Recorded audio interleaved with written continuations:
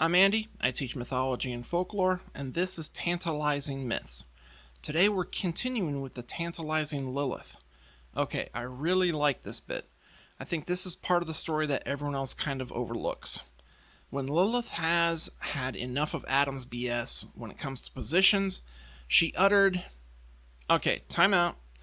So, in the spirit of remaining accessible and respecting different cultures, I'm not going to say the name. There are different ways to refer to the deity that respect people's beliefs. The most common way is to use Adonai, which means Lord, or Hashem, which means the name. Because of my friend Rabbi Reuven Mann, I will use Hashem here forward. Sometimes I will end up saying Hashem's name, which literally means the name's name, but people still say ATM machines, so deal with it. Time in. She uttered Hashem's ineffable name. This would be the Tetragrammaton, the 4 Hebrew letters that represent Hashem's name. I do not speak Hebrew, and I'm not going to embarrass myself or insult speakers of Hebrew by trying, but the English letters are usually YHWH.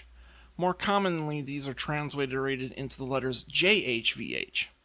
You know what's coming. I have to quote the movie. I won't attempt Connery, though. But in the Latin alphabet, Jehovah begins with an I. Also, those thinking that the video title referred to Lilith saying the F word, well, sorry not sorry. Now, Lilith saying Hashem's name is a big deal. I mean, monumentally big, huge even.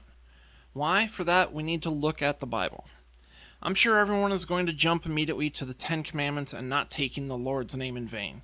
Yes, that's part of it, but the why behind it is more interesting. And for that, we set the Wayback Machine to Genesis 1:3.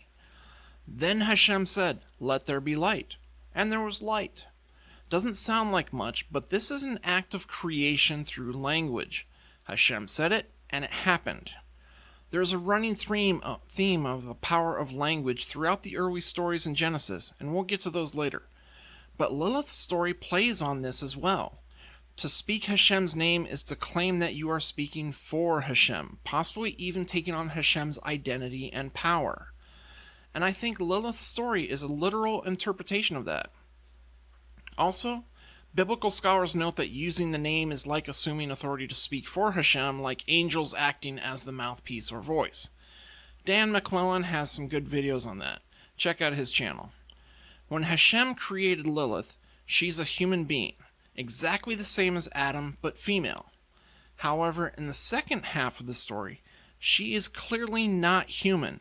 She has powers that go beyond humanity, and we'll talk about those in another video. But how exactly did she come by these powers?